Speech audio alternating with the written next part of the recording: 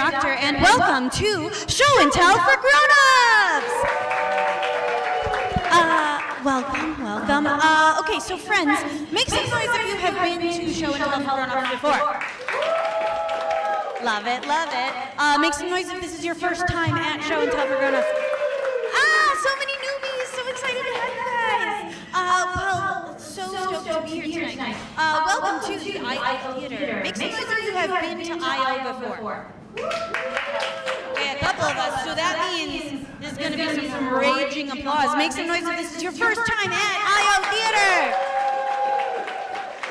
We love to let them know that our show brings new people to their building because that makes them like us more. So thank you guys so much for being here. Our stage manager's like, amazing. Well, friends, one of the reasons why we love I.O. is because not only do they support the performing arts, but also they have a bar downstairs. So, after the show tonight, meet us down there. We'll grab a drink or friendship or fries, and we'll hang out for a little bit after the show. Unless it's a Wednesday night, you guys need to get home to bed. I understand that too. I am so excited that you guys came out here on a Wednesday night, on a school night. I'm so proud of you. But friends, for those of you who are new, you might be asking, what is Show and Tell for Grown-Ups? And I shall tell you.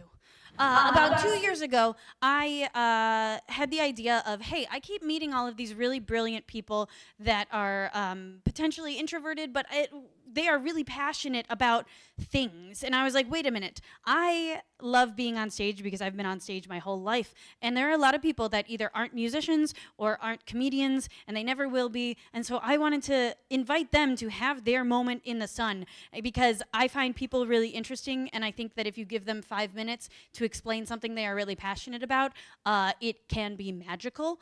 And so I invited a few people and said, hey, if I give you a microphone for 5 minutes and give you an audience, will you come and tell me something cool? And they said, heck yes, let's go. And now 2 years later, we've been selling out 4 shows a month for the last 2 years. So, Chicago has some pretty cool nerds in it, I think. But so that's a little bit about what we are going to be doing tonight. There's one more thing that I want to point out, is that our show tonight is going to be our PG-13 show. I point that out because when I started the show, I said I started Show and Tell for Grown-Ups. And then people would repeat back to me, adult show and tell. Okay, some of you guys understand SEO. So if you put adult entertainment into the internet, that gives you something a little bit different than what we will be seeing on this stage tonight. This is an educational show that is about passion and things of that sort. But if you are interested in an education of something more of the adult nature, we are putting together a show that is called Sex Ed for Grown-Ups. Because, make some noise if anybody else in this audience grew up rather religious. Yeah. Me too, which means that I don't know how sex works. And so I think that it's really important for us to get an education in that realm. So if you guys know any brands that are interested in sponsoring a show like that, or if you know any sex educators, we would love to meet with them because that is a show that we are putting together. But that's not what we're here to do tonight. Tonight, everything is PG-13, all right? All right. And so in that realm, do we want to know what we're learning about tonight? Amazing. Well, we have to wait because there's one slide before that. Because here at Show and Tell for Grown-Ups, we need to make sure that this is a really safe space for everyone involved. People are going to get on this stage and tell us something about that they are really passionate about, right? And so we got to make sure that it's safe for them and it's safe for you guys. So rule number 1 of Show and Tell for Grown-Ups is don't be a chard. What is a chard, you might be asking? Well, people that have been here before can help me out with this one, but chard is short for Richard, which is long for dick. Exactly. So I promised my mom that our number 1 rule was not going to be don't be a dick. So instead, it is don't be a chard. We also have pins over there that say no chards allowed if anybody's interested. But what that means is, again, people are getting up here to share something that they are passionate about, but they don't need to have a PhD in whatever they're talking about. And you guys are welcome to have different opinions than them. But during the Q&A portion, if you do have a different opinion, we welcome healthy debate. But if you cannot phrase your question in a nice way, we we ask you to say nothing at all, okay? So can we make some noise for nice or nothing? Great. Rule number 2 of show and tell for grown-ups is meet new friends. Hopefully you've met the people around you because that's what we're all here to do. We're all here to make some new friends. But if you're in the audience and you're like, man, I really wish that I got to do show and tell tonight, this is a showcase. So while you can't do show and tell, we do have 3 audience participation parts. In another life and in this life, I guess, I have been a comedy writer. And so I have 3 envelopes of some really cool stuff that I would love an audience volunteer to come and help me read. So make new friends, get on stage with me. If you're interested, we'd never force anybody. And then rule number 3 of show and tell for grown-ups is timing and teamwork keeps us moving. My amazing teammate Tybee over here has our timer. All of my presenters, do you see the timer? When it turns red, that means that you have 60 seconds to get to those final takeaways. And then Tybee will set it again for another 3 minutes during Q&A for us. All right, so we got to keep the show rolling so that we can keep learning all of the cool stuff. And so now, are you ready to learn what we are learning about tonight? Yeah. Wonderful. All right, first up we have, that is going to be our 3rd presenter, but I will read it anyway, a lesson on Black history in the Twilight Zone. Ooh. First up, though, we have volcano lasers, aka volcanoes with lasers. Love. And then, at closing out our night is going to be restoring landscapes, one river at a time. And then, are you guys ready for this suspense? What's our second presentation of the night? It's going to be When Sue the Dinosaur Went to Disney World. Oh! Well, friends, I have been up here talking a lot, but we are here to see and learn from a bunch of other friends. So, are you guys ready for our first presenter? Yeah. Let's make some noise as Jonathan makes his way to the stage.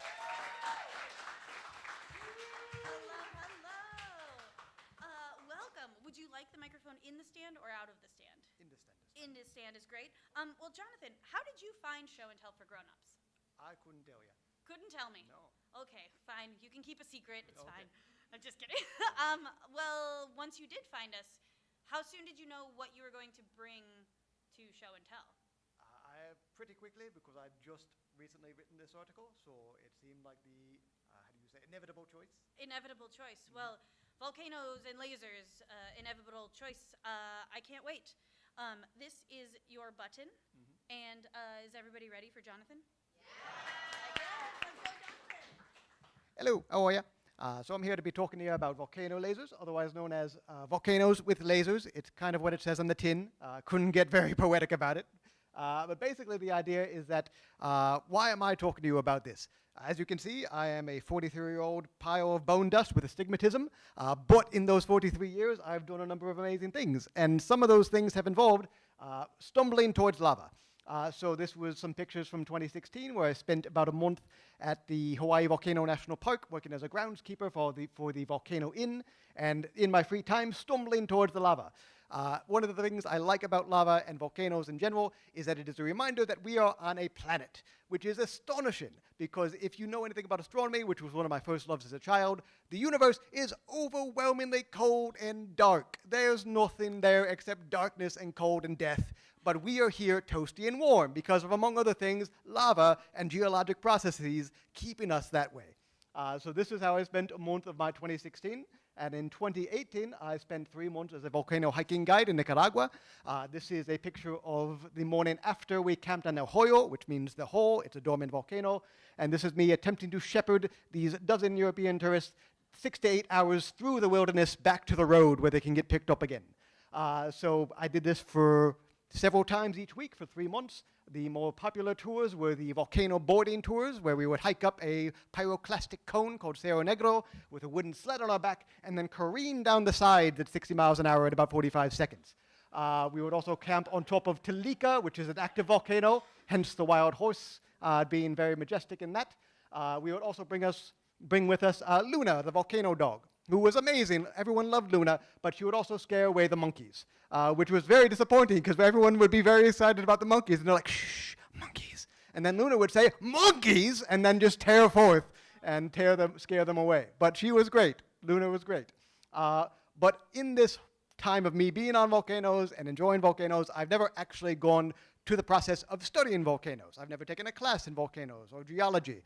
Some people, however, have and have made their lives around them because free will exists. So this is Dr. Teresa Ubide. I spoke to her. She is lovely. She is an associate professor in igneous petrology and volcanology at the University of Queensland, and she specializes in laser ablation inductively coupled plasma quadrupole mass spectrometry, which is something you don't got to be worrying about. I just knew that someone would ask, and I wasn't going to remember the whole thing. But the basic premise is, yes, she takes crystals that she plucks out of volcanoes and proceeds to shoot them with lasers. There's various reasons why you might do this. Of everyone on this planet, about 1 in 10 lives within 100 kilometers of a volcano. A lot of that is Ring of Fire, Indonesia, New Zealand, etc. But it is very helpful if you develop techniques for volcano forecasting, eruption forecasting, knowing when something's going to erupt.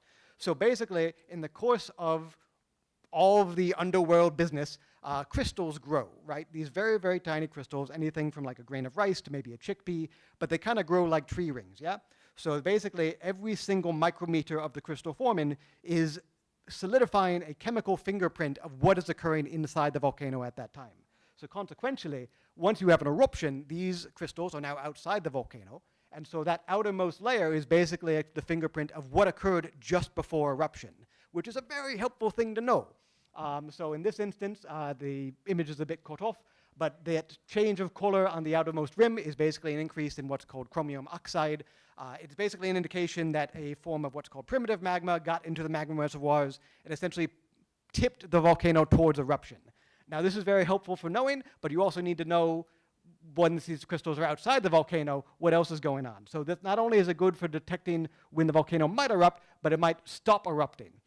So this is La Palma. This is actually Tordoque in the Canary Islands. Ubede is Spanish. Canary Islands also Spanish. She was there during the eruptions, which lasted in 2021 for 85 days. The people in this town would love to know when it's going to stop erupting. They want to go home-ish, or whatever's left of it. So one of the things they were able to do is they were able to take the crystals and the magma as it's coming out of the volcano, do the same thing, shoot it with lasers, and determine what the chemical composition is as it goes. And they were able to see a leveling off of the chromium oxide levels about 2 weeks before the volcano actually stopped erupting. So this is very helpful to determine not just when it might erupt and what causes it to erupt, but when it will stop erupting, which is also one of the major questions. In addition to this, however, there is another amazing thing that you can use these lasers and crystals for, which is determining where to find this stuff. If you do not recognize it, this is copper. Copper is one of those things we so desperately need, you guys. You do not understand how much we need of it. If you like electric cars, great. Every one of them needs 50 kilos of copper. If you like windmills, great. Every one of them needs 1 ton of copper. We have so much need for copper to the point that it's going to be a problem. All right, so this is an article from 2024 saying a copper shortage on the horizon. This one's from a few months ago saying we've gotten there. We expect to have our demand for copper triple in the next 20 years. So we need as much as possible. So one of the things you can do is, because magma contains copper always on some level, you can do the same thing with a different kind of crystal called plagioclase, which allows you to detect the hyperaccumulation of copper.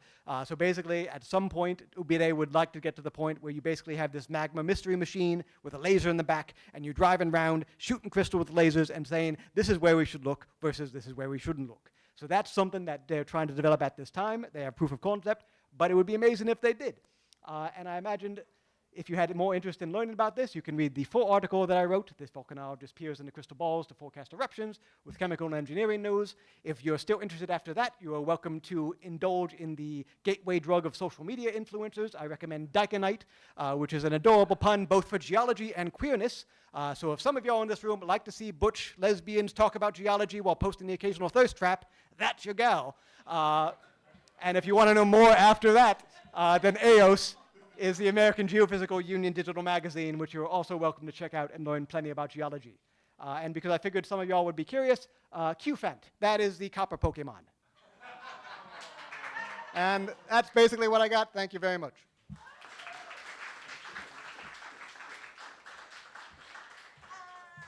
This is awesome, Jonathan. We're going to open it up for Q&A, but I need to go over there and get the microphone. But this is awesome. So your job is to chase really cool stories? Yes. and then share them with people. Yes. That is probably one of the coolest jobs in the world, so congrats on that. All right, I'm going to grab this microphone. Does anybody have any questions for Jonathan? Oh, no? Fine, I'll keep asking questions. Is this on? No. All right, great. Wow, you guys are really good at answering things. Because it does say that it's on. How about now? How about now? Yay, we did it! Okay, so Jonathan, on this exploration that you did, what do you think was the most? Normally, people would ask, "What's the most exciting thing about the trip?" What was one of the more boring or even things that happened while you were on this trip? Which trip are you talking? Mexico or the Nicaragua? Oh, both, Hawaii. either, Okay. all. I would say one of the most charming things about spending the 3 months in Nicaragua is that we lived in this large compound, all the volunteers, because it was a non-profit. We also had this gigantic mango tree in the center of the compound where the mangoes would simply rain down upon us. So I'd be able to chuck them into the freezer and basically eat them like ice cream. That is a very exciting fact. That you had 3 months of mango ice cream. Yeah. Sounds that's pretty ideal, I think. Okay, so does anybody have any questions for? Yeah. I forgot the location of the where you say you careen down the side of something at 60 miles an hour. Cerro Negro, yeah. In how many seconds? About a minute or so, 60 seconds. Like, it was maybe 1,000-meter volcano. You'd hike up at about an hour or so, hour and a half. About 45-degree down. angle, and then you... Wow. I guess my question was, I was like, did you guys have like protective gear? You just kind of went with it, like just I mean, YOLO. you wore the, how do you say, if you go back, you see them wearing basically the suits, which helped, yeah. You can see basically these large sort of suits they put on. I mean, again, I had some emergency medicine background, as did other folks on the tours, so there would be an occasional busted wrist. We tried our best to suggest how not to do that, but you also don't know what you're getting into sometimes, and also gravity exists. Yeah, wild. Okay. So how many times did you careen down this this mountain hill? I thing? preferred running because it just felt more sprightly. So we all careened down just by virtue of the training, but then I just really enjoyed running down because you basically would run down and then leap like 20, 30 feet at a time. So I typically didn't board. Say again? Definitely not that. But Yes. Where's the green light? No, I'm just kidding. That's so cool. That's so cool. Do you have a question? Are you suggesting we invest in copper to double our money? yeah, I mean, basic meth heads could have told you this for the years, right? I mean, anything that's so valuable. So yeah, definitely invest as best you can in it because we're going to need it desperately. Thank you. Like more than you possibly imagine. Don't hoard gold, hoard copper, or sell, I don't know. Anything involving the green energy transition requires, again, they always talk about critical minerals and rare earth elements. Copper is the workhorse, right? All of this ain't going to exist without just straight up copper. Old school, conducts electricity incredibly well. Again, all the rest of it is amazing, but you need the workhorse to get there. Yeah. Can't get to, I was going to try to make a joke about a workhorse, but it's not coming to me right now. Does anybody else have any questions for Jonathan? Jonathan, this is awesome, and I didn't know that this existed, and you're educating us about now investing. What a good presentation. Can we give it up for Jonathan? Oh, wait, don't leave me yet. Don't leave me yet. I have a present for you. Because, guys, here at Show and Tell for Grown-Ups, what we like to think of ourselves is we want you to feel like you're at summer camp whenever you're here. Because you're getting on stage, you're being with a bunch of friends, you're talking about cool stuff. And so what do you get when you go to summer camp? Is when you do something hard or scary, you get a merit badge. And so Tybee designs a custom merit badge for every single one of our presenters here at Show and Tell for Grown-Ups. And because Jonathan is a showcase presenter, meaning he's done this presentation before, but now we brought him back because we wanted to learn about these volcanoes and lasers some more, now we have incorporated some stars onto your patch. So here is your very own Volcano Lasers merit badge. Let's give it up for Jonathan again. Yeah, it's one of my dreams is to eventually meet a bunch of people that I can then interview them about how cool their jobs are. I think right now Jonathan is winning, but I don't know. Does anybody in the audience have a cool job? No? Okay, great, great, great. Oh, yeah, in the back. What's your job? Yeah, owning a plant store. That's pretty sweet. What's your favorite plant? What is it? Wait, here. What's your favorite plant? It's a carnivorous plant called a pinguicula. In Latin, it translates to little greasy one or fat greasy one because it eats a lot of bugs. So little fat greasy one. Okay, so great. Love this. And when are you bringing these plants to show and tell? Soon. Okay, great. You guys heard it here first. Amazing. Guys, the next section is this is called show and tell, right? Did anybody in the audience do show and tell when you were a kid? Oh, sure. Does anybody remember what they brought to show and tell as a kid? No? Nobody? Nobody remembers what they brought to show and tell? Oh, okay. Oh, yeah. Oh, just stretching. I love this. I love this so much. Well, guys, one of the things that I love about show and tell is that it is all about just getting really excited about things. So when it comes to this next segment, which is an audience participation section, but I had to think about, like, if we're going to do this show so many times, what is something that consistently gets people excited? Right? Something that there is always going to be so much more knowledge that we can dive into, that we can discuss as a group. And so that is what inspired this next section, which is called Animal Facts! Like I said, friends, we have some audience participation parts now. Is there anyone in the audience that is an animal lover? Oh, wait, I have a better question. Make some noise if you are a person that is absolutely terrified to get on this stage. No, okay, one person clapped. You know what? We got 2 people that are really honest. I love that so much. But that means that everyone else here would be interested in getting on stage tonight, right? Yeah? So is there anybody in the audience that wants to come up here and read some animal facts? Oh, my friend that said he was scared of it. Heck yes, let's get up here. Come on up. Hello. What's your name? I'm Riz. Hey, Riz. Oh, With what a one cool. Z. With 1 Z. I love that. I love that so much. Yes, perfect clarification. Well, Riz, tonight we are going to learn about a couple of animals. And so here are 3 different animal pairings because while I do research on animal facts every time we do a show, I have to figure out some way to bring it all together in different ways. So how do we research where it's just not a list of facts? So tonight, do we have images for this? Ooh, we do. Tybee is very excited for this. So tonight what we're going to do is we are going to learn about animal friendships and unlikely pairings of animal friends. All right? So Riz, whenever you're ready, do you want to teach us about the first pairing? And yes, coyote and a badger, the tag team chefs. On paper, they should be competitors, but when hunting ground squirrels, they turn into an elite team. I did not know that. Coyotes handle the fast-paced surface pursuits, while badgers use their heavy claws to excavate underground burrows. If prey stays underground, the badger gets the meal. If it flees outside, the coyote snatches it, making both hunters significantly more successful together than alone.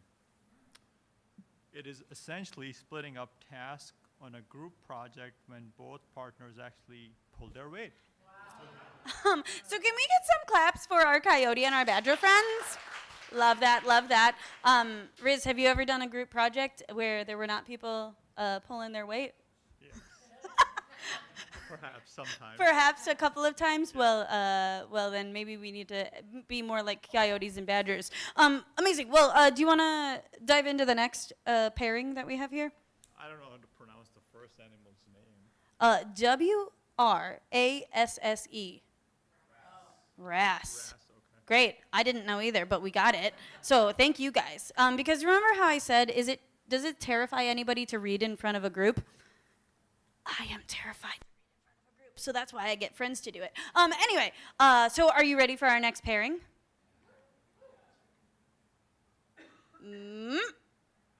Okay. Ooh, okay. So we have the wrasse and the reef fish. It's a story about a day spa. So wrasse and reef fish, the coral reef day spa.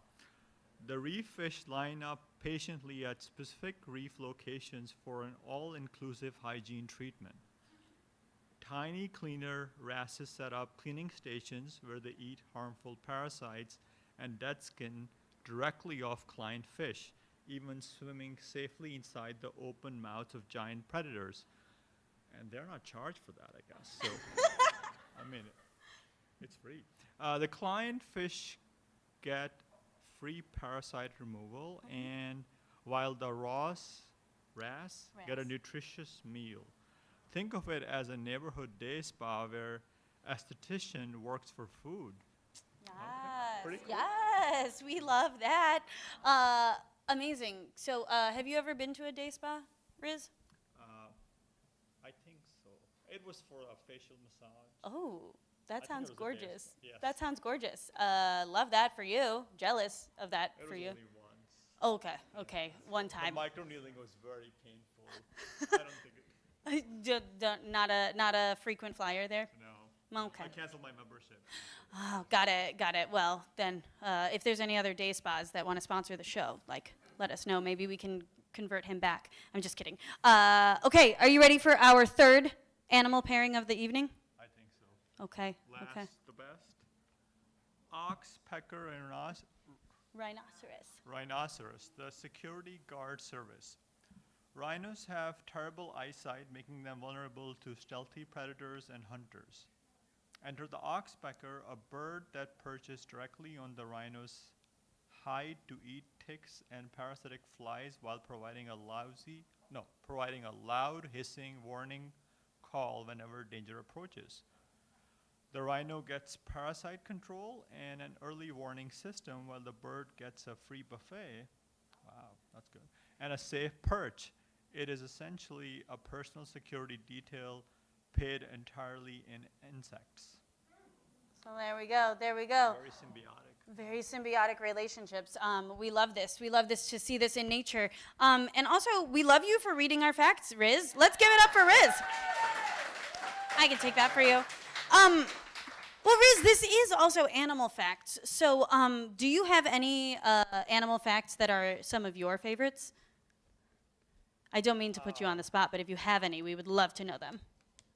I mean, I learned that we evolved from a fish 400 million years ago when it crawled onto the land. We evolved from a fish that crawled onto the land, and that is why mermaids do exist, right? Yeah! Okay, great. Well, Riz, you got up here to do something really scary, which was read in front of an entire crowd. And so we cannot let you leave this stage without giving you a merit badge of your very own. And so here are your choices of merit badge. Would you like a show and tell for grown-ups merit badge, or a have fun, learn something, make friends? What does the audience say? It's a hard choice, I know. There's a brain with the glasses, and there's a microphone, another one. Oh, you should have a microphone. Oh, wow, It's a split decision. It's a split decision. Should we ask for the noise? Yeah. Who wants Riz to take the brain? Make some noise. Okay. Who wants Riz to take the microphone? Make some noise. Riz, that is pretty. I think that means that you get both. I think that means you get both. Amazing. So thank you so much for being on our stage tonight, Riz. Let's give it up for him again. Wow, I've never had such a split crowd. We love to see it. Also, 2 microphones. Fantastic. Thank you. Those are animal facts for us tonight, friends. Does anybody in the audience have any cool animal facts that they want to share now? It's okay. We have plenty more. Oh, yes, friend. Hello. Okay, so one thing that you should know about me is that I have facts, but then I also have ADHD on top of it, so sometimes I don't remember the fact in its entirety. Point being, I don't think anyone in this crowd understands what ADHD is. I mean, we did come to a variety show for 5-minute presentation in rapid succession.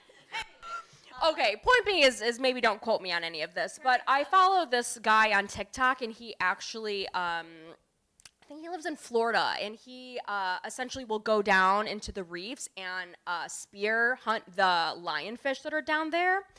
And essentially, lionfish are extremely invasive. I don't know exactly where they came from, but he goes down there and makes sure that he kills all of them because they kill the reef and all of the non-invasive fish in Florida. And a fun fact outside of that is that the lionfish actually lay more than 1 million eggs every time that they lay their eggs, and that's why they're almost impossible to kill. There was a lionfish, and they are invasive and have lots of eggs. Those are the animal facts we learned. Let's give it up for our friend in the front row. Amazing. Well, friends, this we're gonna divert a little bit from fish, and we're instead going to learn about a dinosaur. So and a mouse for that matter too. But let's make some noise as our next presenter comes to the stage. Hello, Anthony. So excited to have you back on the show. Do you remember how you first found Show and Tell for Grown-Ups? Yeah, Instagram Reels. Oh, we love Instagram. Make some noise if you also found us from Instagram. Yeah. Okay, great. Cool. And so you had been to the show a few times before, but then how soon did you know when what you were going to bring to Show and Tell? I kind of knew in February, and you'll see in the presentation why in February, but February of this year. Oh, I love it. Oh my gosh. Well, I can't wait for you to tell us again what when Sue went to Disney World. That is your button, and let's give it up for Anthony. All right, thank you very much. Once again, my name is Anthony Murphy. I am a lifelong Chicagoan and a Disney adult, and this is when Sue the dinosaur went to Disney World. Oh, went the wrong way, of course. All right, so in case you weren't aware, Sue the dinosaur is our most famous fossil here in Chicago. It was discovered in 1990 by Sue Hendrickson. That's why its name is Sue. It is the most complete T-Rex ever found. 90% of the bones was found in the site, so 90% of Sue is authentic bones. Fun fact, Sue is non-binary. Because scientists don't know if Sue is male or female. So if you follow Sue on social media, which I highly recommend everybody do, Sue uses they, them pronouns, which I think is very progressive for a celebrity that's millions and millions of years old. Due to where the fossil was located, there was a lot of legal wrangling. There was some Native American claims, fossil napping. Some people went to jail for extortion. We could do a whole topic just on the legal problems, but the reason why I bring this up is because it brought a lot of publicity to Sue and a lot of interest. So when Sue went up to auction, there were a lot of people that bid on Sue. The Field Museum won Sue with $8.3 million, which was the most expensive purchase of a fossil up to that point. In 2026, it's the third most expensive fossil ever purchased. So Sue is still in the record books. But how did the Field Museum get $8.3 million so quickly? And it's from two specific companies. One that's pretty local, and that would be McDonald's. I'm loving it. Well, McDonald's is actually kind of the bridge between Disney and the Field Museum. Should be. Oh. There we go. Okay, my picture spun around, but that's okay. So Disney was building at this time their fourth park, Animal Kingdom. And McDonald's was one of their main sponsors, and specifically for Dinoland USA, which was the dinosaur portion of the park, with its main ride, which is Dinosaur in the middle. There, where you go back in time and save Aladar the Iguanodon, if you've ever remembered that movie from 2000. Also, another little Easter egg is that when you get onto the Time Rovers, the tubes that are on the ceiling are red, yellow, and white with the chemical compound symbols for ketchup, mustard, and mayo. But, you know, and then here's me on Dinosaur and my mother in the back who's also on Dinosaur screaming at the counter door. But what does this really have to do with the Field Museum and Sue? So when the Field Museum got Sue, obviously Sue was in pieces. They had to clean Sue. They had to categorize all the bones, organize it, and that was going to take a long time. They really wanted to put up Sue at the Field Museum for the millennium in 2000. So they only had a couple of years. So Disney said, hey, why don't you send us half of the bones and we will actually clean them, categorize them and we'll hire some paleontologists. And Disney took it a step further and they actually made an opening day attraction out of that. And that was called, and I wrote it down because it's a little bit of a mouthful, the Fossil Preparation Laboratory, which was an actual place that a building you could just walk up. The front was completely glass, and you could watch people clean the bones, categorize them. Most people thought that it was fake. I thought it was fake when I went there in 1998, but it was actual hard science going on in the middle of a theme park. So as a thank you to Disney and McDonald's, which McDonald's is mentioned in the plaque, the Field Museum actually had a replica of Sue made and sent to Disney. They only made 3. 2 of them are still traveling around the world right now, and 1 was just for Disney and Disney only. And Disney proudly put it outside of the dinosaur ride for 25 years. If you went on the ride, you had to pass it by. So there were millions of people, millions of guests just passing by, not knowing that they were looking at pretty much a priceless work of art that was right outside. Now, there is a little bit of an unsolved mystery with Sue. Like I mentioned, I got this idea in February because in February 2nd, 2026, Dinoland USA has now closed down. It is now being replaced by Tropical Americas, which is kind of South American themed, and the dinosaur ride is being replaced. It's actually being retrofitted with an Indiana Jones ride, and a lot of details actually came out this weekend at D23 for that. But, you know, what's going to happen with Sue? Well, there were a lot of pictures online showing that Sue had a bunch of giant red X's on its back, meaning that it was going to be bulldozed or maybe a wrecking ball was going to put in there.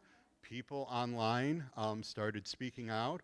People started actually calling and writing letters to Disney World, and Disney had to actually put out a official statement saying, no, they're not going to destroy Sue. They're going to either donate Sue or Sue's going to go somewhere else within the Walt Disney World resort. So, is this the end or the new beginning for Sue the dinosaur? So thank you.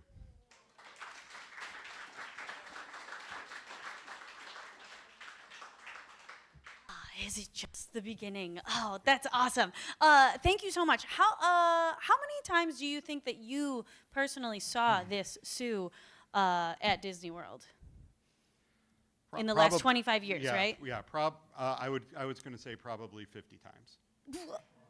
Probably 50 times. I actually did not realize it was Sue the dinosaur probably until I was in my teens and I saw that plaque next to it, because I've seen like the real Sue, and it's, you know, it used to be like right in like the lobby. Now I know it has its own area. This one's like off to the side, so I don't think it looks as big as the one in the Field Museum, even though it's an exact replica. And yeah, I've sat there because there's a restaurant right over there, and it's a good place to stop and, you know, get a pop. And I just watch people just walk past there and have no idea that they're looking at something unique in both Disney history and Chicago history. Yeah. Wow. Yeah, and it's so cool that there were actual scientists cleaning Sue's bones at Disney World. That's amazing. Sorry, I just want to talk about it more, but does anybody have any questions for Anthony? Yeah. How did they know it was 90% of a real T-Rex skeleton?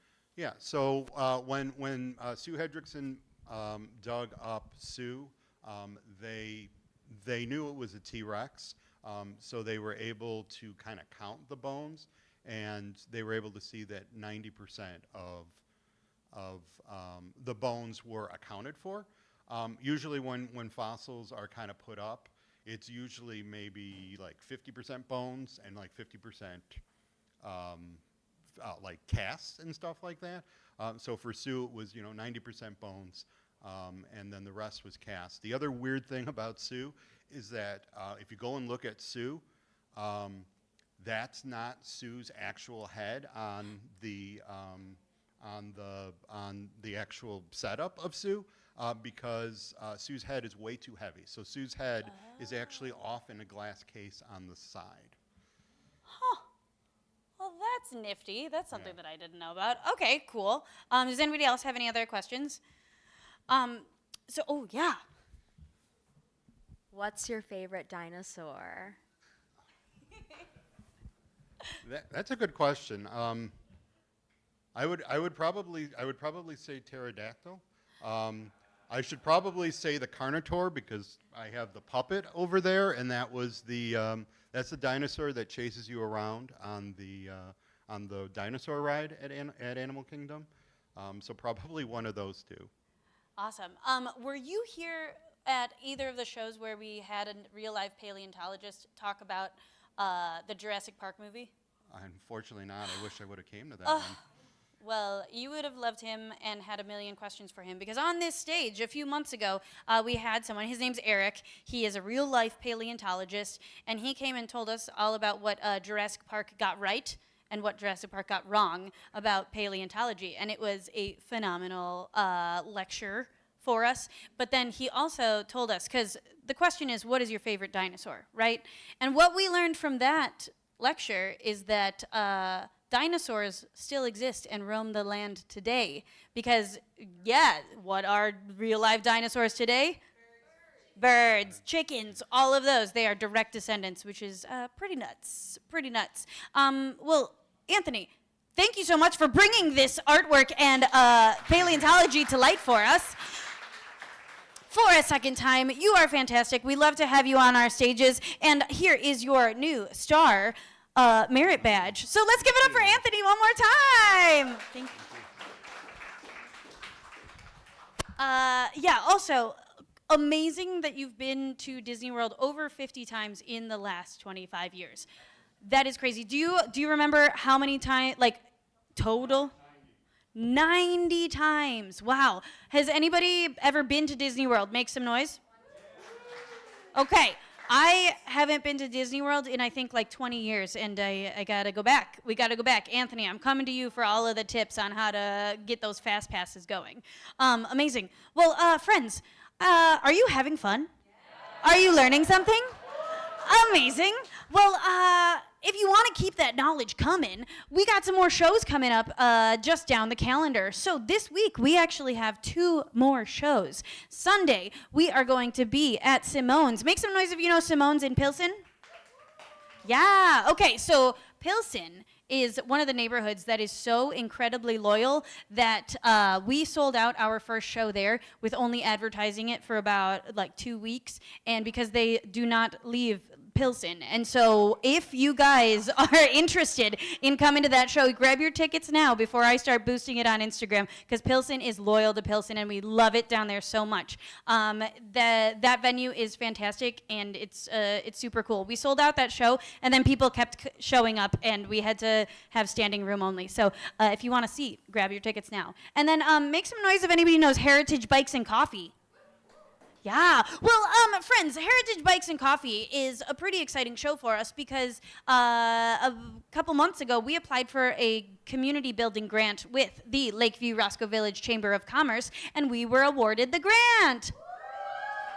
And so what that means is that now we are doing a series of show and tell for grown-ups in the Lakeview Roscoe Village Chamber of Commerce area, which means that our show next Tuesday is a free show. Ooh. So what we're going to do is we're going to take over Heritage Bikes patio. So dress appropriately to hang out outside, to have friendship, and grab a latte or I think they have CBD drinks. But yeah, that's going to be next Tuesday thanks to the Lakeview Roscoe Village Chamber of Commerce. guys, don't worry. We still have more shows in September coming up. So make some noise if anybody knows where Snakes and Lattes is. Yeah, Snakes and Lattes is a really, really fun board game bar right off the Blue Western stop. We are there every single second Tuesday of the month. So if you're ever bored on a Tuesday night and you want to have more friendship, come see us in Bucktown-ish. And then on the 12th, which is a Saturday, we are going to be the culminating event of an entire day of Heritage Bikes having an entire patio party. So join us on our first Saturday night performance of Show and Tell for Grown-Ups. Whoa. And then make some noise if anybody knows where Clara is. Yeah? Clara is an amazing cocktail bar in Wicker Park, right under the Blue Line, right under the Damon Blue Line stop. They are a queer-owned cocktail bar, and they mostly play jazz music, but their owner had been talking to me on Instagram for months saying, please bring the show here, please bring the show here. And so now we have finally gotten our things together, and we're bringing the show there. And I don't know if you noticed, but this is going to be a special one because this is our music-themed show. Ooh. So if you guys have any music nerds in your life that want to, I keep asking this, and nobody has brought this presentation, but I'm going to ask this crowd. If anybody knows how to make music theory cool, in 5 minutes, you get headlining. I'm just kidding. But that's one of the presentations that we really want to learn. But here at Show and Tell, people also bring instruments. They also bring, we've had somebody do a deep dive into Weezer and how they have collected so many of Weezer's albums, etc. It's a really cool band. Anyway, so friends, those are our upcoming shows. Did you mark your calendars? If you didn't, don't worry. It's on Instagram, which is at tellmewhyit'scool_show. Yay. All right. But, okay. So friends, this is one of the questions that I get a lot. I've been doing this show for over 2 years, and people are always saying, well, what do you bring to Show and Tell, Mary? And okay, so what did we say the thesis of Show and Tell is, right? We said it's something that you think is really cool that you want to bring to share with a bunch of new friends, right? And so when I think about, like, what are the things that I think are really cool that I want to bring to new friends, I think that people talking about their passions are the coolest thing ever because I find people super cool. So it was a little bit hard because when I think about what do I bring to Show and Tell, I kind of bring Show and Tell to Show and Tell. But most people think that that's a cop-out answer. And so I had to dig deep and be like, all right, Mary, what is something that for over 100 shows you can write something new about this subject every single time? And you know what subject I settled on? Let me know if there are any other nerds of this variety in this audience. But we are about to do some etymology fun! Yeah! Fantastic. Yes, words, language. Do I have any friends in the audience that would consider them? Make some noise if you think that you're a language nerd. Heck yes. Okay, and would any of those language nerds like to come on stage and play a game with us? Heck yes, let's make some noise for this friend. Hello, hello. What's your name? I'm Nadia. Hi, Nadia. So excited that you're here. And what brought you to today's show? Well, the next presenter. Friendship. That's Yes. what brought us. Heck Friendship. yes. We love this. Well, Nadia, you said that you are an English language nerd, or language A little bit. in general. If I say idioms, do you know what idioms are? Is that like when something is the same sound of something? That's onomatopoeia, maybe? Oh, just But kidding. Okay, no. idioms, does anybody in the audience know what an idiom is? Yeah. Oh, this guy. Oh. Yeah.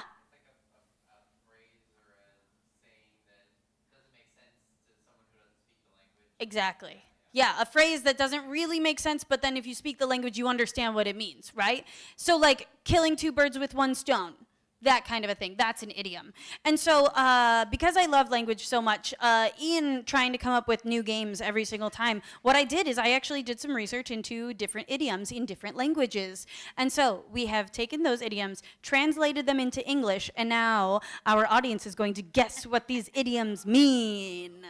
Okay. All right, so what we're going to have you do is you're going to read the phrase, Great. let us know what language it's in. You do not need to try to pronounce it, but Great. if you want to, you can. You don't need to. Okay. And then let the audience guess what this idiom might mean. and then you can tell us whether we're right or not. And then these are some supposed origins of where that phrase came from. Okay, great. Great. Okay, the first one is Turkish. Pour honey and lick it. Mm-hmm. Any guesses? Say that I again. know. Get your brain out Right. of the gutter. This is a PG-13 show, but PG-13, pour honey and lick it. so PG-13. what do we think? What do we think that means? Anybody? Any guesses? Oh, Go away, get lost. That's a Pour good some guess. honey on that and lick it. Yeah. I don't know if that's right, but I like where you're. I like where. Yes. What do you think it means? Oh, seize the day. Pour some honey on it and lick it. All right. Yeah. Go ahead.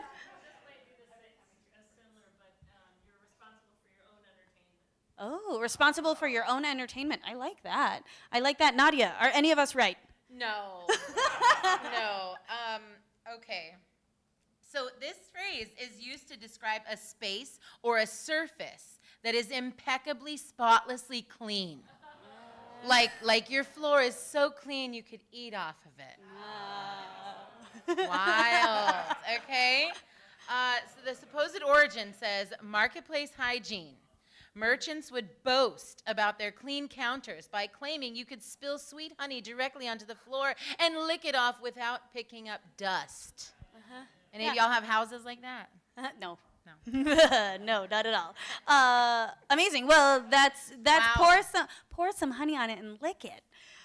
Okay. We're gonna move on to the next one. What's our next one? Okay, well, then the next one doesn't sound better. To have the cockroach. It's French. En français. You know French. To have the cockroach, to have a Have the cockroach, maybe? I don't know. Might have typed that wrong. To have the cockroach. What do we think that means? To bite the bullet, maybe? Another idiom. Love it. What emotion do we think is to have the cockroach? Get your mind out of the gutter. To have the cockroach. Did I hear somebody say courage? That was a good guess. Nice. That's a good guess. All right, Nadia, what is it? It says feeling down, gloomy, depressed, or suffering from a bout of melancholy. Like, I've got the blues. I feel like a cockroach. To have. I don't know. Okay, so this came from a poet, Charles Baudelaire, in Les Fleurs du Mal. Okay, that's Amazing. like the sad flowers or something. I took 2 years of French. Shut up, Courtney. Where he described dark, scurrying thoughts of depression as pests crawling through the mind. Ah. Okay. All right. We want one more? Okay. Okay, let me pick which one is best. Okay. I mean, we have two more on here, so, but two. it's your choice, whatever. If we want all of them. Okay, let's do walking around hot porridge. This is check. Walking around hot porridge. I don't know if it's related to Goldilocks. Doesn't say. Check. Yeah, walking around hot porridge. You're walking around hot porridge. You're on thin Ooh, ice. I okay. like that idea. Walking around, yeah? You're walking around hot porridge. I love this. I love this. You think your porridge don't stink. I love that. Trying to kill time to walk around hot porridge. Ooh. A very literal guess. I like it. I like it. Okay.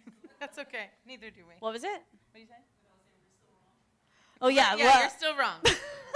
Okay, this says hesitating to approach a difficult subject directly or avoiding the main point, like beating around the bush. Okay. So walking around hot porridge. Watching a hungry cat walk cautiously around a steaming bowl of porridge, waiting for it to cool down by So- taking a bite. So kind of. Kind of. You, Do we you want? were- you had the idea. Yeah. We want one more? One more. Okay, we are having fun with this game. Okay. Great. All right, similar to the porridge, but this time, to step in the spinach. Norwegian. Not around it, in it. To step in the spinach. What do we think that means?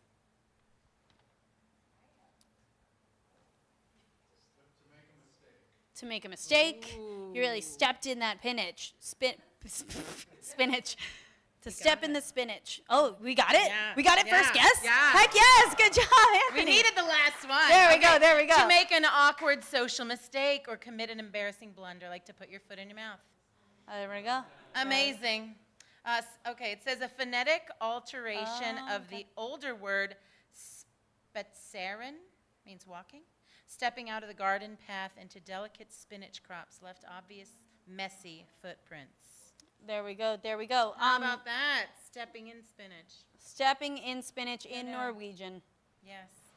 Well, those have been some idiom translations read by Nadia. That's so fun. Thank you. Thank you very much. Nadia, don't leave yet. Well, first I have a question for you. Do you have any favorite idioms of your own?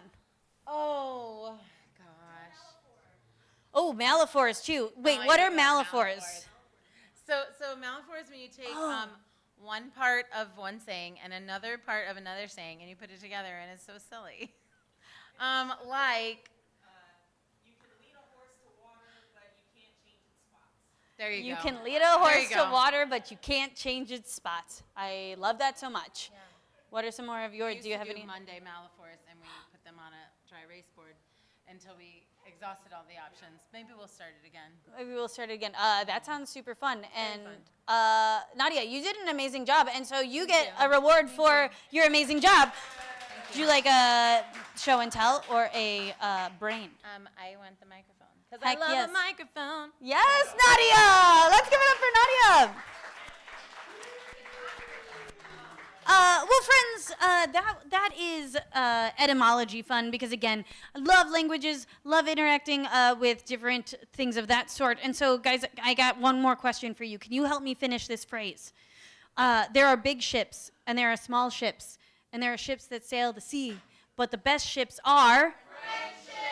the ones between you and me. And here at Show and Tell for Grown-Ups, we like to say that we have all of the ships. Okay, here's the puns. Guys, you got to groan with me or laugh with me. There's no other option. Okay, so here at Show and Tell for Grown-Ups, what our goal is to have fun, learn something, make friends everywhere. And in order to do that, we need to grow our show. We need to grow our team. And so we are currently looking for sponsors.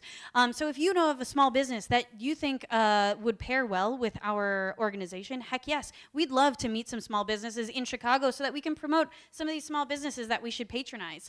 Also, we're looking for partnerships. So if you guys know any nerd organizations in Chicago that we should become friends with, please let us know. I recently learned that there is a mushroom society. So like how do you say mushroom? Mycology. There's a mycology group that meets up. I want to be friends with them. Haven't reached out yet. But, and then, y'all, we are growing our team. And so to stick with the ship's theme, if you guys have any skills like project management or graphic design that you would like to bring to our organization, we are offering internships. Okay, also, if you were not the person that bought the ticket tonight, but you want to stay in contact with us, well then, and you want some more friendship, I don't have your email yet, so I need that. Chat with us afterwards so that we can get those emails so that you can hear from us once a month with our newsletter and all of our updates. So, friends, if anybody wants to jump on board, chat with me or Tyvee after the show today. Okay, thank you so much. That is our puns of the evening. And let us get back to our friends, because are you guys ready to learn about the Twilight Zone? Welcome to the stage, Chanel. Oh my gosh, we are so excited to see you again. So Chanel, back, I think we saw you for the first time in like January, February, right? February, yep, 6 months ago. Yes, 6 months ago. So excited to have you back. Do you remember how you found Show and Tell? Yes, so a friend of mine invited me to a show, I think back in January, and then that's when I was inspired to do a presentation. Heck yes. Do you remember what presentations you saw in January? I think it was an open topic, and I know one of them was about puppetry. It was really cool, but puppetry like out of recycled materials or like garbage. I forgot the official name. Yeah. It was so cool. I was literally just talking to someone else about that. Her name is Emily, and she does regular shows all over the city that's called the Puppet Zoo, because she loves anatomically correct puppets. So she builds these anatomically correct puppets and then with actors puppets them and pretends that it's a zoo, and it's this amazing immersive experience. So she's cool, she's awesome, and I guess she, in some ways, or I guess the show inspired that you knew that you had to bring something. So without further ado, Chanel, we cannot wait to learn with you again. This is your button, and let's give it up for Chanel.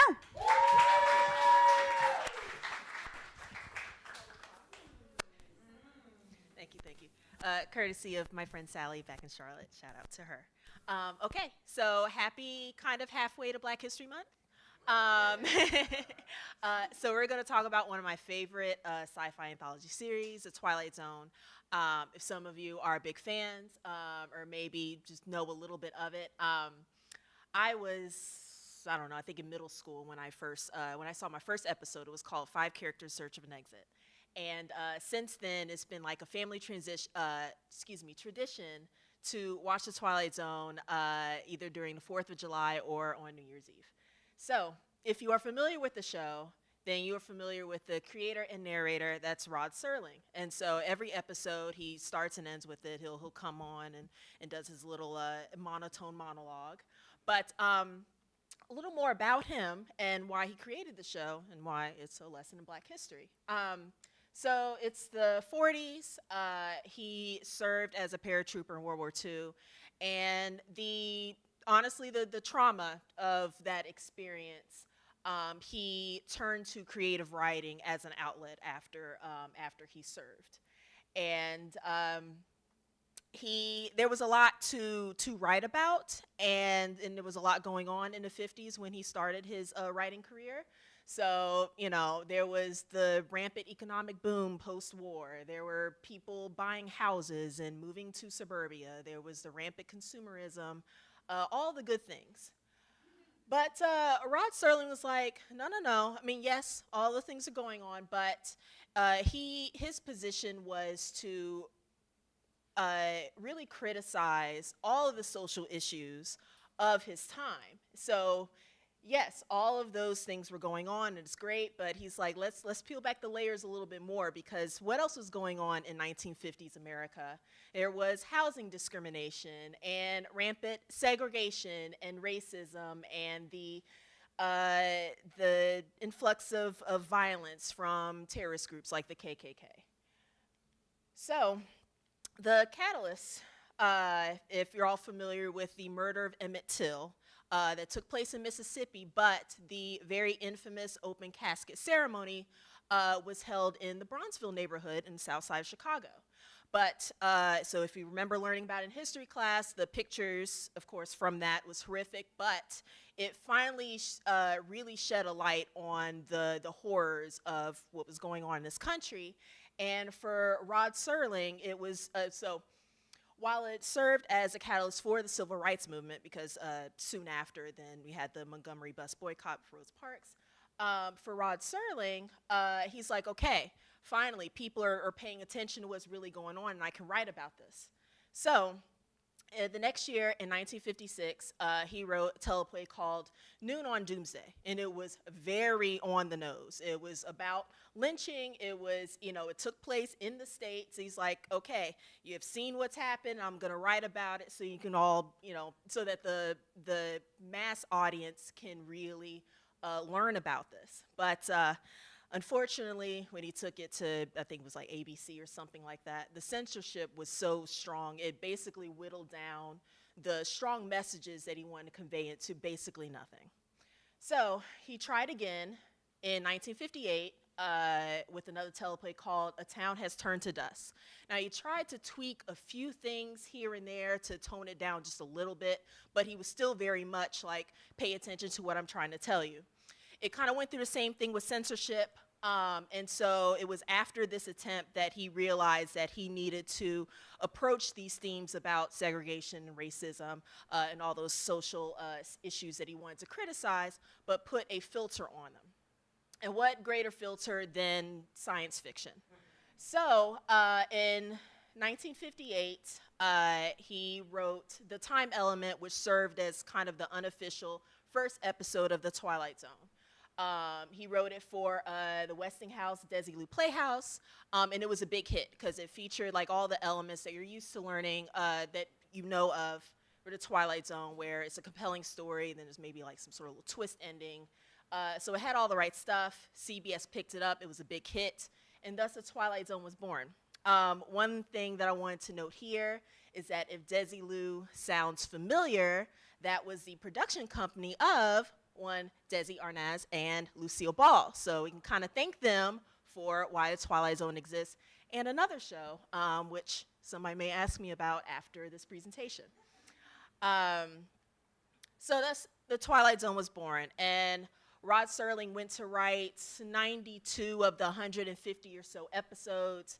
And so the stories are, you know, kind of if you're familiar with these stills, the stories are heartbreaking and they're creepy and they're weird and they're creepy and still very weird, but more than anything, it allowed the audience to really absorb these stories and to learn a lesson.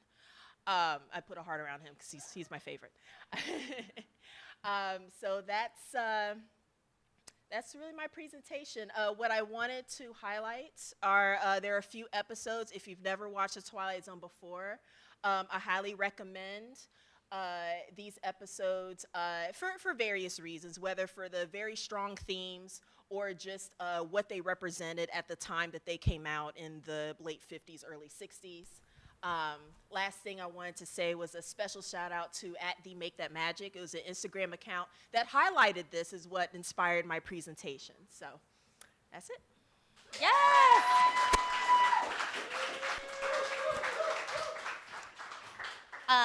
This is awesome. Also, did you know because you said that you watched The Twilight Zone as a kid. Yeah. Did you know how much rich history there was before? No. I just thought he was a creepy dude that liked to do creepy stories. Like, you know, younger, like I watched him for like the creature features, but like the overall message went over my head. So like looking at them with adult eyeballs, I'm like, okay, I see where you were doing. Oh, Yeah. I see where this is going. I mean, and a lot of the themes are still relevant today. Like it's amazing that something, you know, 70 years ago now or whatever is still relevant.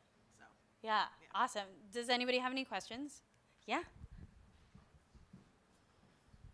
You kind of touched on this a little bit, but what episode would you recommend for somebody who's just starting to watch The Twilight Zone? Like, you want to get somebody into The Twilight Zone, what episode would you recommend? Oh boy.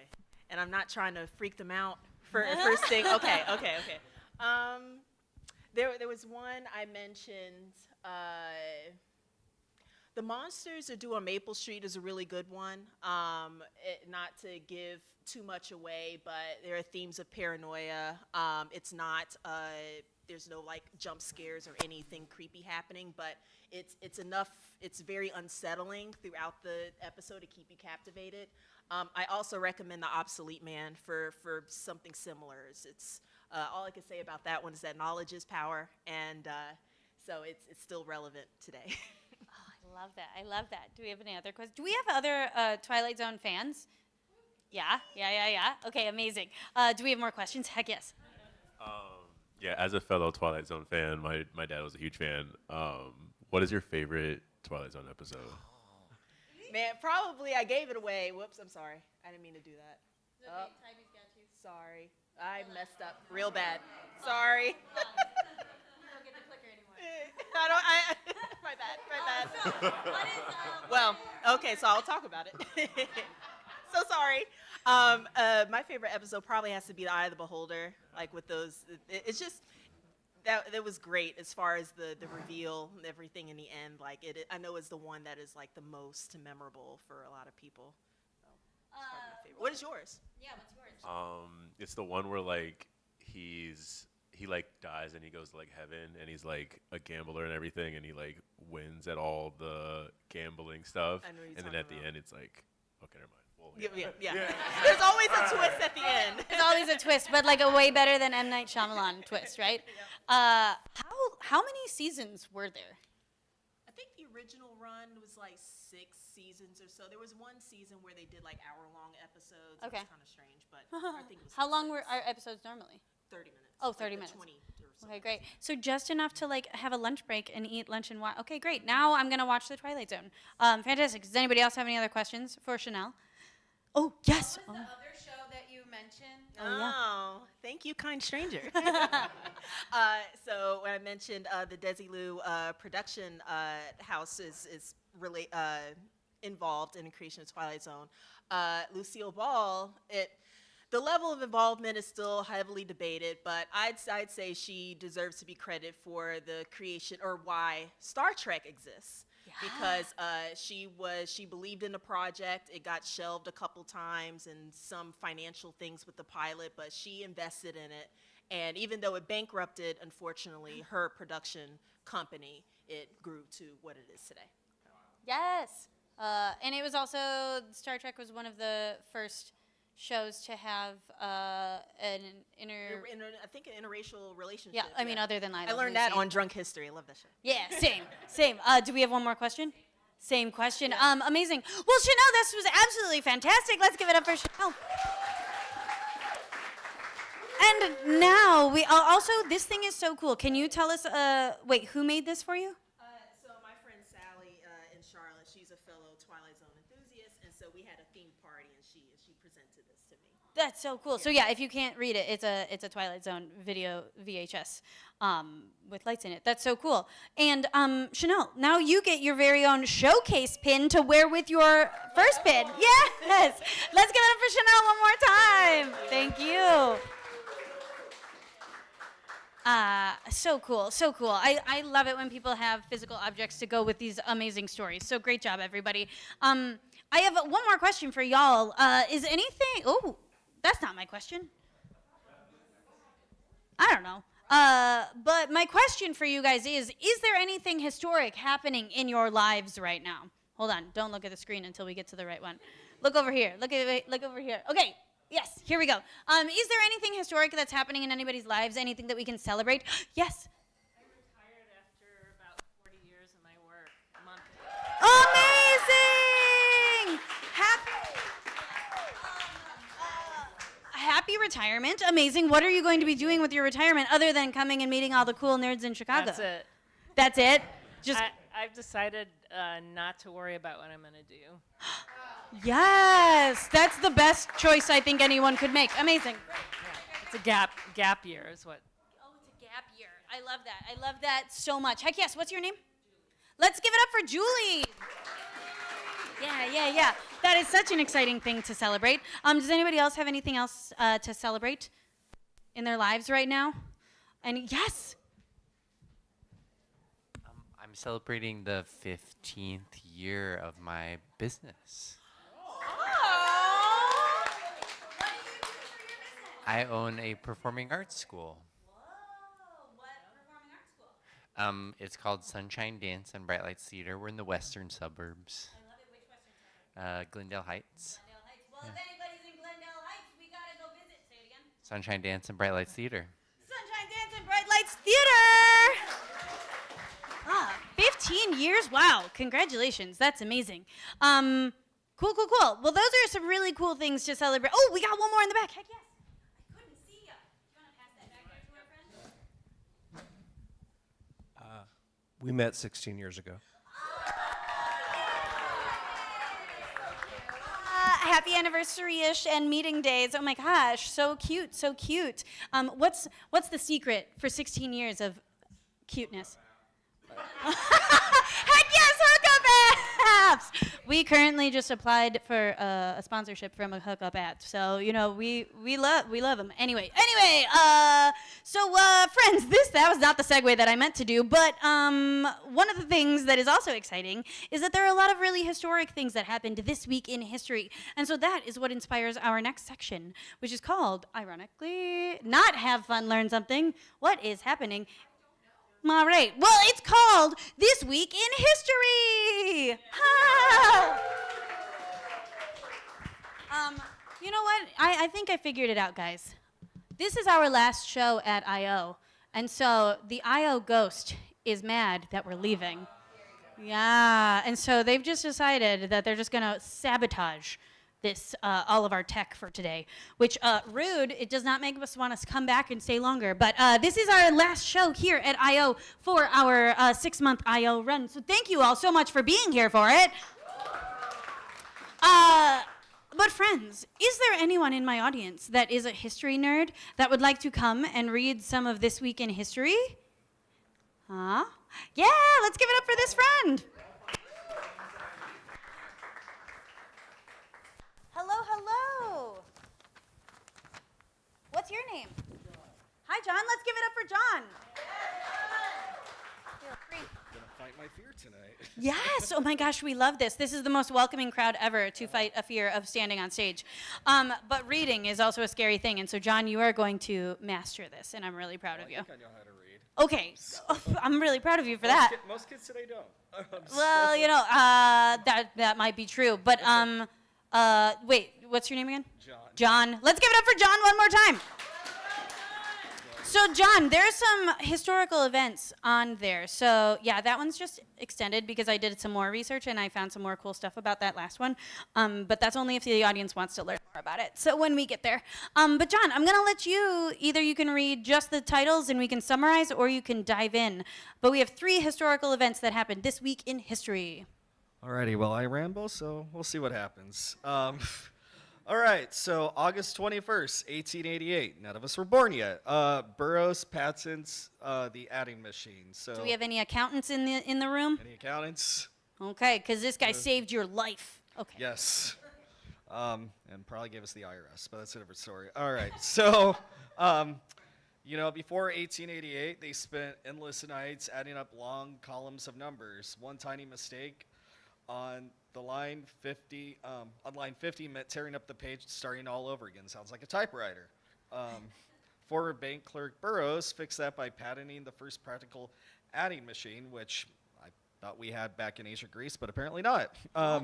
He built a key bank that pressed number gears into a metal box to stop stressed clerks from yanking the handle too hard and breaking the math, which sounds like stressed accountants. He also added an internal oil shock absorber to keep the levers moving at a smooth, steady pace. It printed exact totals onto paper tape in seconds. The clever box eliminated late-night math errors, paving the way for calculators and digital spreadsheets to keep our world organized today. And Let's give it up for Burroughs. Oh, sorry. No, I was just going to say, and Excel still sucks. And this guy gave us the calculator first. Yeah, he gave us the calculator, but I do love what about his patent is that he knew that people would get angry at it, and so when you pull down on it, he specially designed it so that you couldn't jam it by pulling too hard. So let's get up for Burroughs. Wait, jamming it by, too hard. That sounds like a trick for Vegas. There you pulling go. it down. I love that. I love that. I haven't been to Vegas lately. Have you? 3 years ago. Did you win big? No, but I got roasted by Brad Garrett from Everybody Loves Raymond, so I took that as a huge thing. That seems like a win to me. Yeah, piece of advice: if you don't want to get roasted, don't sit in the first row. Got it, for sure. But we love all of our first rowers. Yes, that's right. Amazing. Including Riz. Yes. Okay, what else happened this week in history? All right, how an empty wall created high art. The heist that made the Mona Lisa famous, and this happened on August 21st, 1911, 1 year before the Titanic sunk. All right, so in 1911, the Mona Lisa was just another old painting in the Louvre, routinely ignored by visitors running to see famous Greek statues. Apparently they hate the French, or the Italians, I should say. That changed when an Italian handyman named Vincenzo Perugia hid inside a museum broom closet overnight. He stepped out, unhooked the painting, wrapped it in his worker apron. That must be a pretty big apron, and walked right out the front door. Museum guards did not even notice it, and it was gone for a full day. For 2 straight years, thousands of people, lined up at the Louvre to just stare at 4 blank pegs on an empty wall. Sounds kind of like what we do on TikTok these days. The wild media coverage turned into a quiet portrait into the most famous painting on earth, proving mystery can build a global superstar overnight. Wow. And I think just a shameless plug here. I have a friend. Does anybody here remember the Louvre robbery last year. I actually had a friend who dressed up as that for Halloween, so Oh. I kind of gave that like my favorite Halloween costume for last year. So We'll have to show and tell some pictures of that later. That's pretty cool. yeah, I'll get her permission first. That's a good idea. That's a good idea. Yeah, this isn't Hinge. Who brought this guy? Because he is standing me. He's upstaging me all the way. Heck yes, John. All right. What's the one last thing that happened? Well, there were lots of things that happened this week in history, but Did you say the back is part of this one too? yes, it is. All right, so who remembers a bunch of hippies going to Max Yasgur's farm back in the late 60s? Yes, Yeah. August, and not the little bird that's on Stoopy. Great character, by the way. Woodstock takes over a dairy farm. So back in August of 69, summer of 69, 4 young promoters planned a cozy music festival on a dairy farm in upstate New York. They expected 50,000 fans to buy tickets. Instead, nearly 500,000 people swarmed the local highways, creating a massive traffic jam for miles. Here we call that Millennium Park, Lollapalooza. Realizing they could not check tickets, promoters made the wild call to cut down the fences and declare it a free concert. Nothing's free in Illinois or the U.S. Sound crews worked around the clock, pouring rain, to wire giant speakers and ground heavy electrical lines, building a sound system that projected music across an entire muddy valley.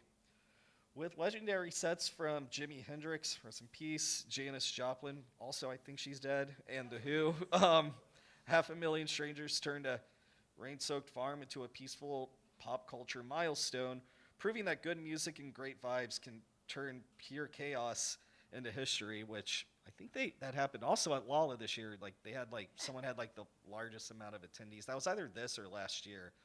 Had Chapel. Chappelle Roan. I think Chapel that Roan. wasn't that last year, I think? Last Yeah, year. this year we just had a very muddy experience. Yeah. I was at Ren Fair that day. Very muddy experience. I And love that. So, so that's our first part of Woodstock. But as I was learning about it, I was like, wait a minute. We cut down fences, and people were like okay with that. So I dug in a little bit more about the farms that we were inhabiting. So if you guys want to learn, do you want to hear about the farmers? Yeah. Okay. all right. Sounds exciting. Pre-capitalism. The landowner himself, Max Yasgur, was a conservative dairy farmer who wanted to help bridge the era's growing generation gap. When he caught a few local vendors trying to charge thirsty kids for tap water, Max was furious. He painted a giant free water sign, take that Nestle, on the side of his barn, and began giving away milk and food at cost. His neighboring farmers were far less enthusiastic. Thousands of kids slept in private hayfields, knocked down wooden fences, and trampled crops. I'm from rural America. We just call that a typical day. Boycotts erupted across town with lawn signs. Don't buy Yasgur's milk, and his closest neighbors filed lawsuits over trampled land. One neighboring farmer even filed a claim stating the deafening rock music stressed his cows so badly they refused to produce milk. They had the moose. Yet when supplies ran low on the second day, local restaurants, the local fire department, and volunteer groups stepped up to make sandwiches and haul water trucks to keep the water safe, or the crowd safe. Well, keep the water safe too. Yeah, that's important too. Keep the water clean, please. It was a chaotic weekend, but it proved that even amidst a massive culture clash, people could still look out for one another. And let's do that today, too. Let's do that today. Yeah. Amazing, John. Let's give it up for John for, oh my God. That might be one of the best improvisational reads of my history Well, that's facts. good because when I took classes at Second City, I learned I still have a full-time job. So Yeah, for sure. We all do. We all have jobs, right? But John, you don't have a job anymore. Heck yeah! she worked for it. Oh, I love that. Yes, Nadia. Well, that was 3 years ago, and I'm still trying to. Well, I was also laid off, which is also how every comedian starts. So it was during a layoff. We're here for the what is it, the Inception story, or what is it, the inciting incident? I don't know. But what? Canon event. We are here for your Canon event, John. Oh, nice. And to commemorate that, I would love to give you a merit badge. This says it, the brain. Heck yes, let's give it up for John. Thank you. Thank you so much. Oh my gosh, what an exciting evening we have had today. But don't worry because it is not over yet. Let's see if this works. It is not over yet. That is still not the right slide. Oh, okay, well, I'm gonna put this down then. Well, friends, we are not done for this evening just quite yet. We still have one more presenter, but we also need to say a couple of thank yous. So up on this screen is our tiny team that are working behind the scenes to make our show possible. The ones that are in the room tonight. I didn't tell her that I put her face on this screen, but let's give it up for one of our interns, Stephanie. Stephanie has been cold calling people to find us small businesses that want to pair with us because we're pretty cool and we think they're cool. So thank you so much, Stephanie. We have a couple of other interns who are not here tonight, but we got our videographer on the back, DJ. If you go to our YouTube, you can see all of the live streams that we have had here at I.O. And you can also, if you would have given it to someone for tonight, they could have been here with us, but I only told 2 people about it before. So anyway, thank you so much, DJ, for making live streams possible. And then the human that has made the show the cutest thing in the world is our amazing master of operations, Tybee Jean. I don't know if any of you guys have been with the show long enough to see what the graphic design used to look like, but it was rough.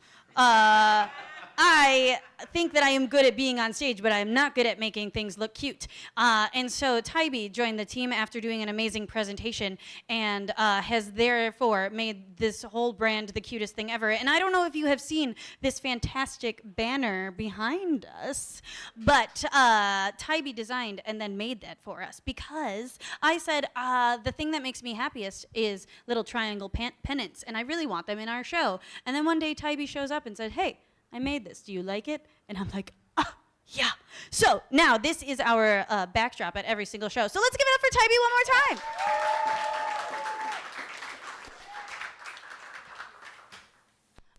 And friends, although this is our last time at I.O., we have had a wonderful time here, and we are so glad every time that a venue reaches out to us. So if you have any other venues that you know of that you think would be good for us to bring our show there, we would love to hear from them. Ask them to reach out to us. And this is also my reminder to tell all of my audience participants who are on the show today, and also all of my presenters, that we get a group photo at the end, so don't run away. We need our group photo. But let's give it up for I.O. Theater. And now, without further ado, are you guys ready for our final presentation of the evening? Heck yes, let's get some claps going as Ethan makes his way to the stage. Hello, hello. Hi, is this on? Yeah, ever you really hear- have to get, Wow. Yeah. Yeah. You ever hear your voice and you're like, oh my God. Ethan, welcome back to the show. Ethan's presentation is we have an entire genre of presentations, right? We have people that bring collections. We have people that, you've learned about a lot of the different kinds of things tonight, but Ethan's is one of the ones that I feel like is a very tangible and very Chicago one that I was really impressed with when we first learned about it. And I don't mean to overhype your presentation, but I'm so stoked to have you back. How did you find our show in the first place? My wife found it originally. Heck Actually, yes, let's so give it up yeah. for wives. Well, thank you. Thank you. And so, wait, she found it and was like, you need to sign up? Kathleen, what happened? After Lollapalooza, the Chapels sellout night, we met on a train because I was telling a story very loud. And you went, your story's really funny. It was about Ethan, but your story's very funny. I need to invite you to this. And I never had the courage to do it, but I recommended it to him because he does so many interesting things. So I insisted he did something. Yeah, this is hilarious. Okay, I don't mean to derail us, but I forgot that this is how we met. I know that I forgot the first time that Ethan was on stage, but I forgot again and just remembered. So, to throw it back to Crazy Music Fests, Chapel Roan at Lollapalooza. I don't know why I was downtown or why I was on the Brown line, because I was not at Lolla, but I ran into them, and they were having a very silly conversation. Somehow we got to chatting, and then I was like, you guys are super fun. You should come to my show. So anyway, guys, you can meet cool people everywhere, especially on the train. So thank you for making him sign up and making today happen. Let's give it up for Wives! She did not want that to happen. That's I great. am so sorry. Did not mean to put you on the spot. But Ethan, without further ado, I think it's time for us to dive into your project. All right, let's see if this controller works for you. Oh yeah, turn off. I'll do off, on. Uh-huh. No. Nope. Maybe if All we go right. up. All right. Give Tybee the finger guns or something. I don't know. I'm gonna put this down then. Okay. Well, are you guys ready for this amazing presentation? Okay, let's make it for Ethan. All right. So I'm Ethan Applesea. That says Ethan Applegrin, but we just got married. We merged our last names. It's a legal nightmare. So Tybee, if you wanna. I'm a landscape architect, geospatial analyst, and environmental planner. All these are just big words to say that I make maps and move dirt. It's really not that exciting, but a lot of people seem to find it that, so we'll move on. But what is a landscape architect? We combine the fields of design, ecology, environmental psychology, and engineering into a single discipline, and we're responsible for many of your favorite outdoor spaces. This is Frederick Law Olmsted, huge baby, crazy nerd. He was the first landscape architect in the Western sense, first American landscape architect. People have been modifying landscapes for as long as there have been people. But he kind of coined the term landscape architect, and he's kind of responsible for a lot of the larger projects, primarily on the East Coast. Tybee. That is a, oh, no problem. No, that's all good. This is Central Park. This is actually one of the larger projects that he designed, worked with his whole firm, very famous. This is like typical landscape architecture in the area. This is what a lot of people think that we do as landscape architects. We make these, fancy spaces, or we do someone's backyard or something like that. That's not what I do.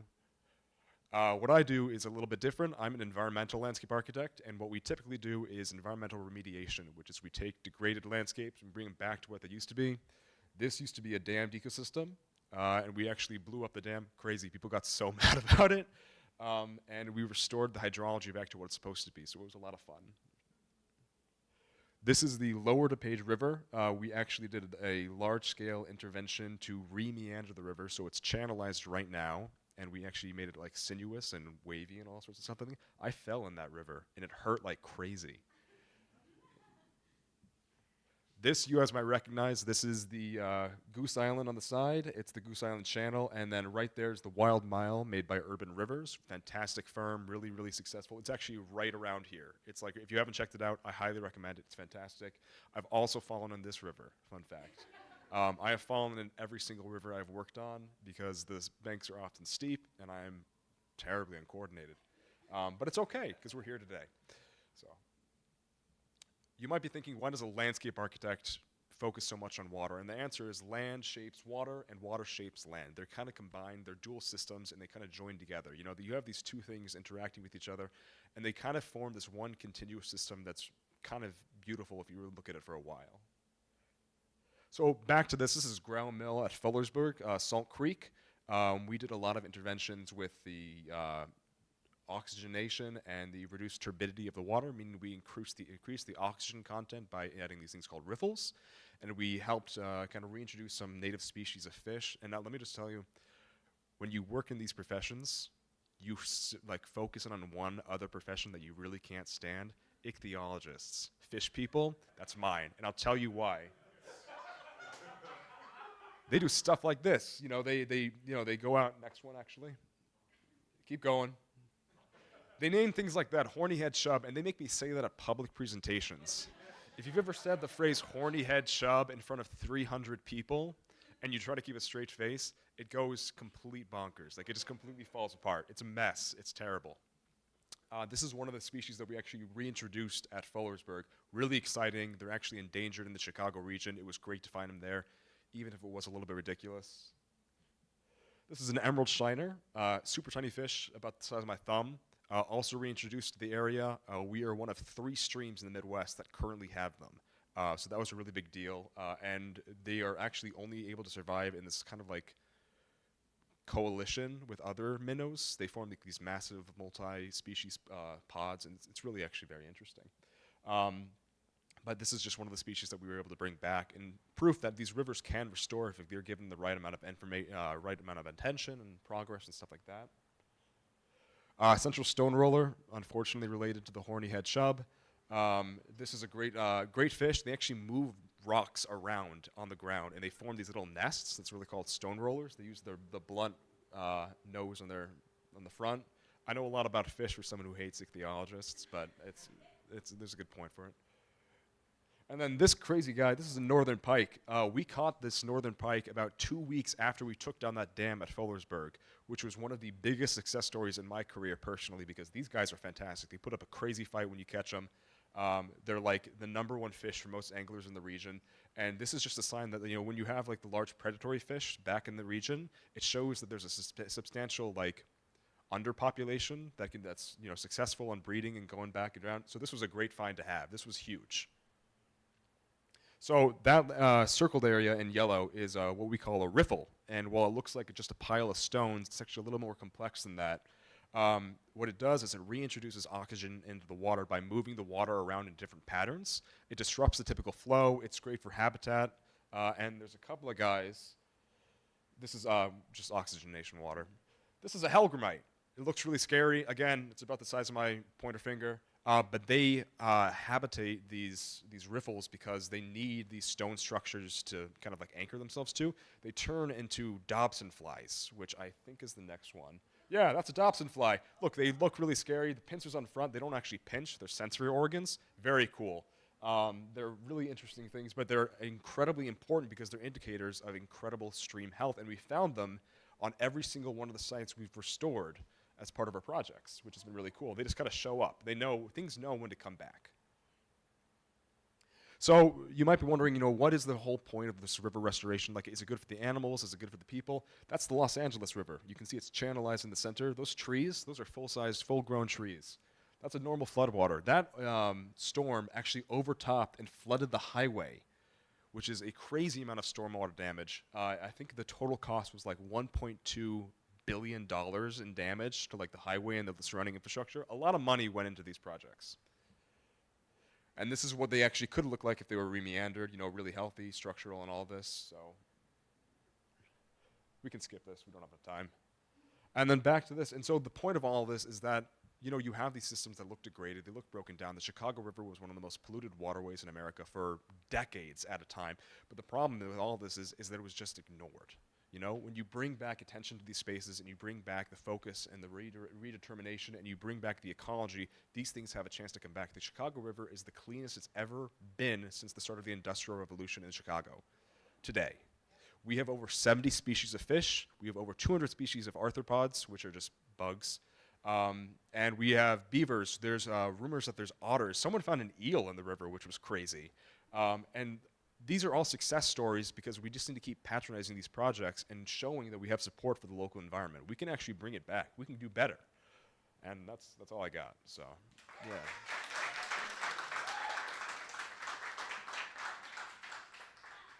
Ethan, you are so cool because, I can just feel the passion that you have for all of these, for this project, and I love learning about it. I love hearing about it. Do we have any questions for Ethan? Yeah. This helps. So this is not an interview question, I promise. I'm just curious, Let's do it. In my current line of work, I'm actually trying to transition to something GIS related. So I'm just, so I guess, how do you get into such a unique field as, landscape architecture, for example? You go to a really weird school. I went to the State University of New York College of Environmental Science and Forestry, second longest college name in the nation. Let's get it. What's the first? And I studied landscape architecture, urban ecology, and environmental engineering. What's the first longest college It's like some in California. It doesn't matter. It's California. Yeah, I know. We don't. But yeah, I mean, you really just have to find a niche and really focus on it. I was one of 2 people in the last, I think, 50 years of the program to focus on environmental engineering and restoration, and that puts you in kind of a weird spot. Like, you kind of have to go out and find really niche firms. And luckily, I stumbled upon one. I work for a company called Hay and Associates. We do fantastic work all across the Chicagoland and Wisconsin region, and really what it just comes down to is just honing those skills, building a portfolio, showing that you have this immense amount of focus on one specific area, and you're golden. People really love to see that amount of focus. So, Heck yes. We have another question over here. Do people line up for you, or do you have to sell yourself to people? I've never heard of this before, and now I'm super persuaded. So I think, obviously you're booked through for 40 years. we are not. So, fun fact, the current administration of the American government makes it very difficult for us to do our work. So I'm not going to throw a political pitch in there. We all know what we're talking about. But they have rolled back restrictions on wetlands, so there's more people developing in wetlands. They've rolled back restrictions on the Clean Water Act, which means people are impacting rivers more than ever. A lot of AI data centers. One crazy thing that people don't take into account, data centers produce hot water. It's warm water, which has a lower dissolved oxygen content than cold water. So when you discharge that hot water into cold water, you have less oxygen content, and you essentially asphyxiate the organisms that live there. What comes out is algae. It's just big algal mats. That's what it generates in that kind of space. So, yeah, I mean, it's tough to find work like this sometimes. A lot of the times it's municipalities coming to us. A lot of times it's municipalities putting out bid offers, and we go and we try to bid on the project.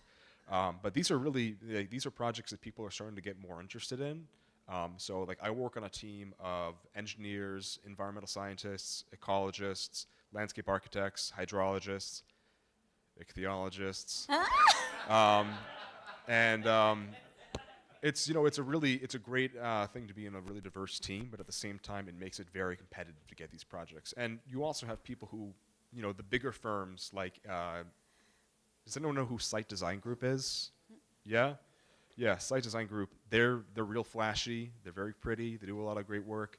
They're not ecological restorationists, but they do get the work this time because they have these great proposals and people see their work and they're like, well, we want a really fun river walk, but they're not doing the ecology work that a lot of other firms are doing as well. So that's a long answer, but yeah. If you could talk to any organizations in the Chicagoland area to let them know a little bit more about what you guys do, who would you want to talk to? CMAP, Chicago Metropolitan Agency for Planning. They're great. I mean, they do a lot of really solid stuff with transportation, community development, but they really lack an ecological sector, and I think that's one of their big weaknesses. They're a public agency. They do a lot of great work. I'm not trying to shade them or anything, but I do think that they need more structure around the environmental planning agency. So, yeah. Great. So who in the audience knows somebody at that organization?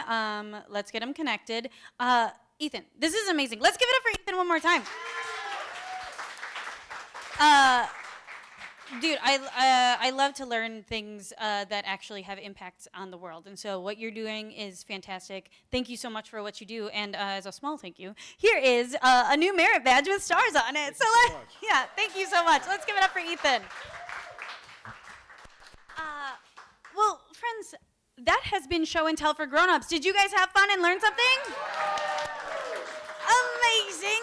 Yeah, we learned about so many things today. We learned about laser volcanoes, we learned about Sue and Disney, and we learned about the Twilight Zone, and now ecology or landscape architecture here in Chicago and around the world. Where else would you have such a random night of fun facts and knowledge, right? Nowhere. That's what we do here at Show and Tell for Grown-Ups. So thank you guys so much for being a part of it. I've been saying this phrase a lot. These are the merit badges that some of our friends got with the brains on them. And this is have fun, learn something, make friends is our like catchphrase of sorts. Because 2 years ago when I was trying to come up with, I wanted something for the audiences to take away and something that they could think and say to themselves, when they're home to remember the show. Anyway, all of these things, I'm like, we need a catchphrase. We need a catchphrase. And so I was at home with my parents in the suburbs, and it hit me. When I was a kid, my stepdad used to drive me to school. And as I would slide the minivan door shut, he would yell, "Have fun, learn something." And like when you're a kid, you take that for granted, right? Because you're going to school, you're going to be with your friends, obviously you're going to learn, you're going to have fun. But then as I was there and I was talking about trying to launch this business, I was leaving and I was sliding the door shut of their living room glass door, and my stepdad from the couch yells, "Hey, have fun, learn something." And I was like, oh my God, that's it. Because imagine if every day as a grown-up, you could have fun, learn something, and make some new friends.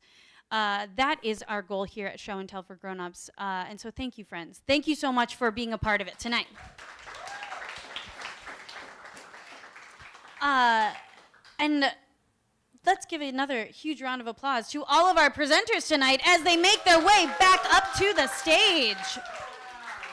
I'd love to have all of our presenters make their way up and all of our audience participants. Nadia, get on up here because we need to stand over there and get a group photo. So please come this way, come this way. Yes, yes, yes. So audience, this is a very staged moment of the show. Please stand over there. Everyone, under the screen. Audience, or my presenters, we talked about this. Okay, great, great, great, great. Yes, I do. Because guys, this is a very important part of the show, but it is a very staged part of the show. We all have very important roles right now, all right? Fantastic, fantastic. Hey, Dan, can we get a little bit more front light? Where is he? He's not there? Okay, never mind. We're not going to get a little more front light. Friends, this is a very important moment because we need to take our group photo. And it is very staged, but you guys have a role in this, all right? We are going to stand here and cheese our brains out. We're going to be very smiley. And you guys are going to clap for us, okay? Okay, ready? Is everybody in frame? Do we got it all? Are we good? All right. You guys ready? When I put my thumb up, it's your cue, okay? Okay.